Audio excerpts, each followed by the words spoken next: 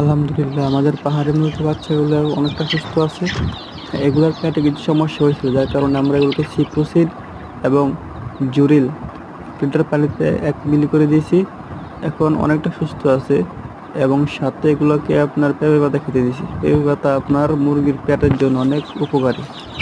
তাই আপনারা আমাদের মুরগির যদি কোনো সমস্যা দেখা দেয়, আপনি মুরগির পেটে সমস্যা, তাহলে মুরগিকে পেঁপে পাতা খেতে দিতে পারেন। এটা মুরগির জন্য অনেক উপকারী আসে।